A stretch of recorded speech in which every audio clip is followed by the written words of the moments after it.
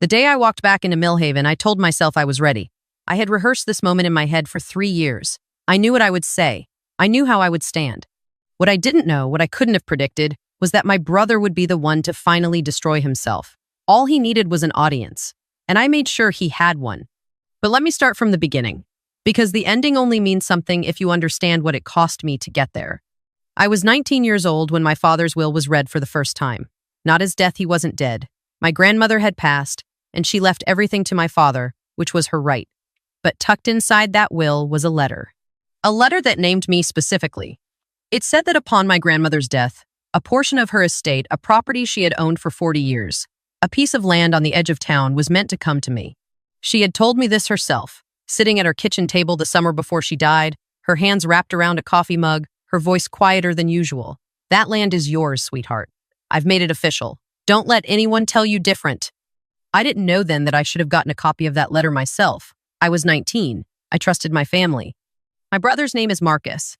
He is 4 years older than me, and he has spent his entire life understanding one thing very clearly, that in our family, information is power, and whoever controls the paperwork controls everything. I didn't learn that lesson until it was almost too late. When I asked about the land 3 weeks after the funeral, gently, carefully, the way you do when you're young and still believe that being polite protects you, Marcus looked at me across the dining room table with an expression I had never seen on him before. It wasn't anger. It was patience. The kind of patience that told me he had been waiting for me to ask. There's no letter, he said. I told him I had been there. I had heard grandmother say it. You heard an old woman who wasn't well say a lot of things, he said. That doesn't mean there was ever a legal document. I looked at my father, who was sitting at the head of the table. He was looking at his hands. That was the moment I understood. My father wasn't confused. He wasn't going to correct my brother. He was going to let this happen. I left Millhaven 11 days later with 2 suitcases and a name for what had just been done to me, even if I didn't have the vocabulary for it yet. I was 19 years old, and my family had just stolen something from me, not just land, not just money, but the last thing my grandmother had tried to give me. The last proof that someone in that house had loved me without conditions. I drove 6 hours north to stay with a college friend named Priya, who asked me 0 questions and gave me her couch and a key to her apartment. I will never forget that kindness for the rest of my life.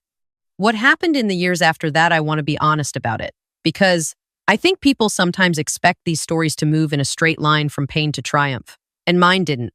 The first 2 years were the hardest. I worked a front desk job at a medical office during the day and took paralegal certification courses at night because something had shifted in me after that dining room table conversation. I needed to understand the law, not in an abstract way. I needed to understand it the way Marcus did, as a tool, as a language, as a form of protection. I passed my certification. I got a job at a small firm in the city. I was good at it, and I knew I was good at it, which was a new feeling for me, knowing something about myself without needing anyone to confirm it. I did not call my parents. I sent a card on holidays for the first 2 years, and then I stopped doing even that. My mother called me once, about 18 months after I left, and she said she missed me and that the family wasn't the same without me.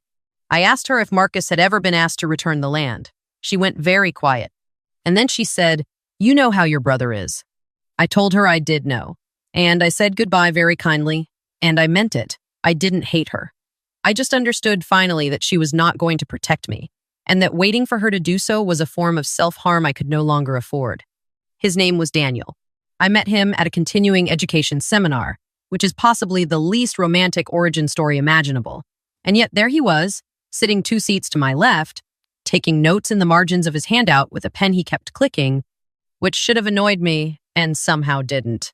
We talked afterward in the parking lot for 45 minutes about evidence procedure and missed dinner, and neither of us noticed until a security guard asked if we needed anything. He was a federal investigator. He told me this on our 3rd date, calmly, over pasta, the way you tell someone your middle name, just a fact about yourself, nothing to perform. I remember thinking, of course, the first person who made me feel safe in years would turn out to have a badge. We were married 2.5 years later. Small ceremony, 20 people, Priya as my maid of honor. I did not invite my family. I told Daniel the full story about the land in my grandmother's letter on our 5th date, and he listened without interrupting. And when I finished, he said, "Do you still have any of her things? Letters, cards, anything in her handwriting?" I told him I had a box of birthday cards she had sent me over the years. He said, keep those. I didn't know why he said it then. I do now. For 12 years, I built my life. I made partner at a mid-sized firm. We bought a house. I learned how to cook properly, how to sleep without anxiety waking me at 3 in the morning, how to sit in a room full of people and not feel like an imposter waiting to be found out. I learned slowly and with a lot of effort that I was allowed to take up space. My mother died on a Tuesday in October. Priya called me because she had stayed in touch with people in Millhaven in a way I never had. She grew up there too, 2 streets over from my grandmother's old house, and small towns have long memories. She told me gently, the way she always tells me things, and I sat on the edge of our bed for a long time afterward, just breathing. I had made peace with the distance.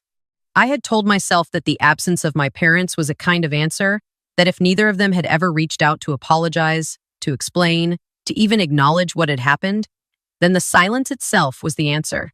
But grief is not logical, and loss is not fair.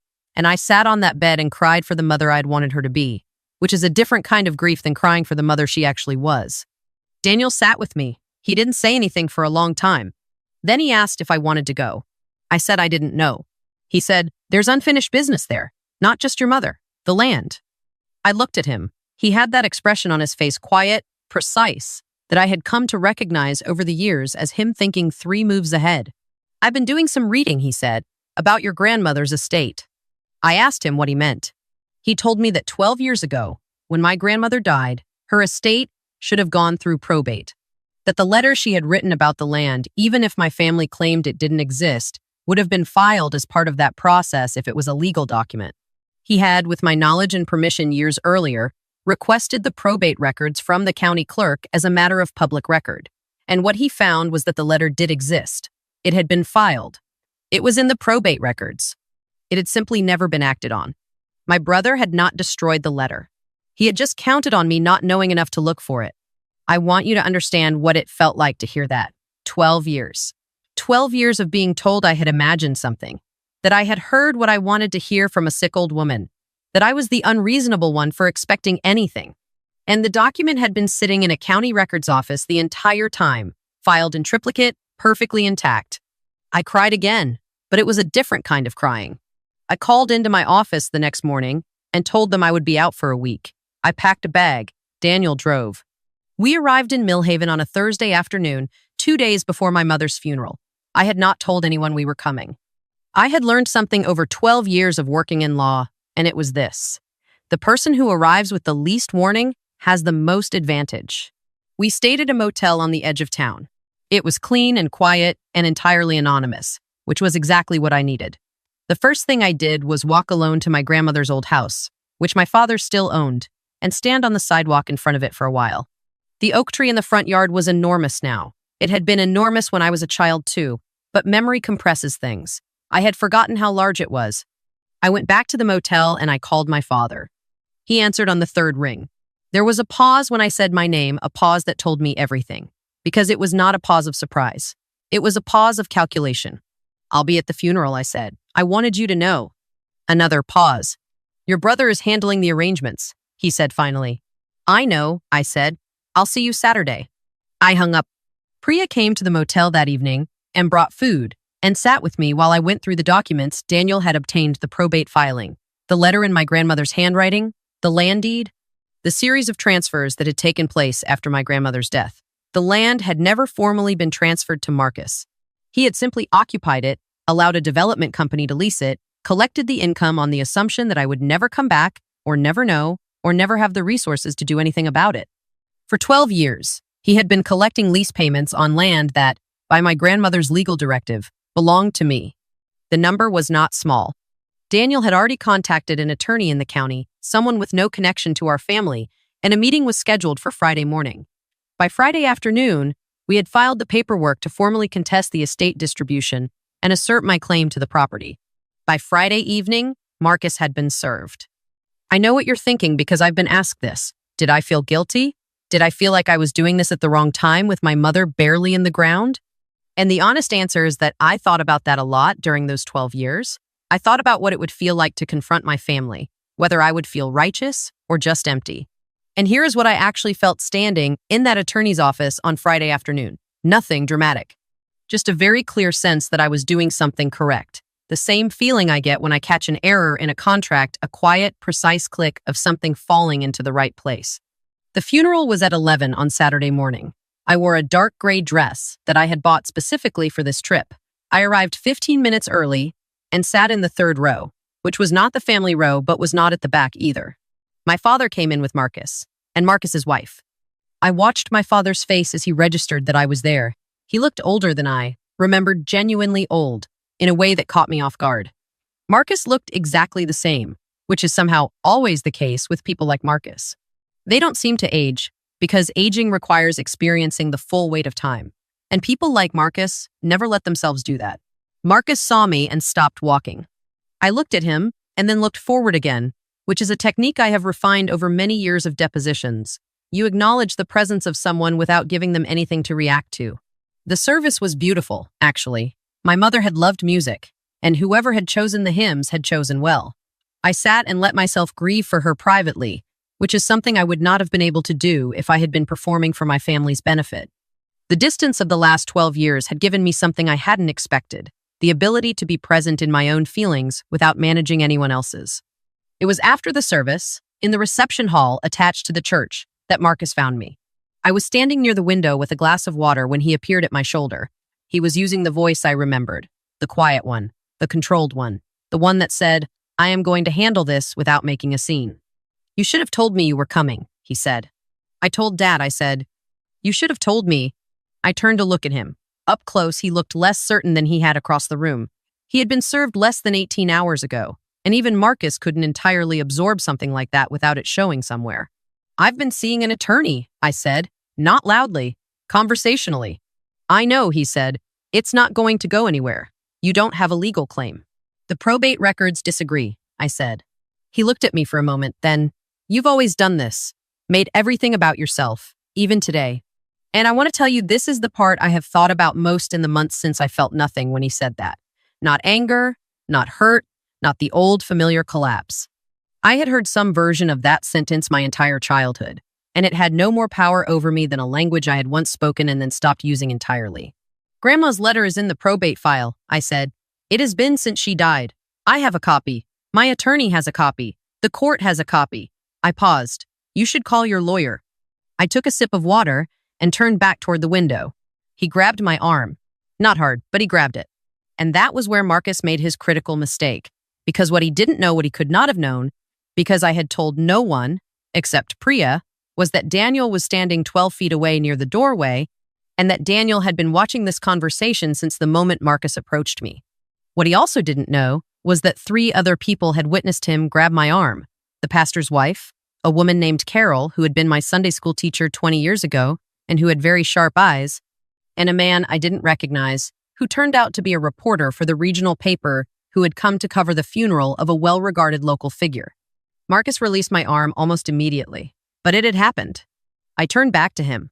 And this is the moment I want to describe as precisely as I can, because I spent 12 years imagining some version of it, and the reality was so much quieter than I expected. I said, "Marcus, I don't need you to give me anything. The court is going to handle that. What I need you to understand, the only thing I came here today to say to you personally is that I know exactly what you did, and I know exactly when you did it, and I have known for longer than you think." I didn't say anything because I was waiting until I had everything in order. And now I do. He started to say something about how I was delusional, how there was nothing defined, how I had always been the problem in this family. Daniel stepped up beside me. He didn't say anything immediately. He just stood there. And there is something about Daniel's presence in a room, something about the way he occupies space that changes the atmosphere. I have seen it in professional settings many times. It is not threatening. It is simply very, very clear. Marcus looked at him. "Who are you?"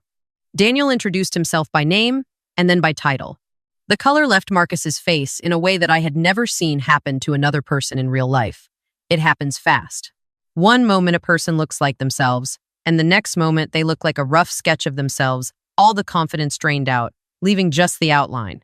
"He's not here in an official capacity today," I said. "He's here as my husband, but he has been very interested in the financial records related to the land lease for the past 8 months, as has his office." This was true.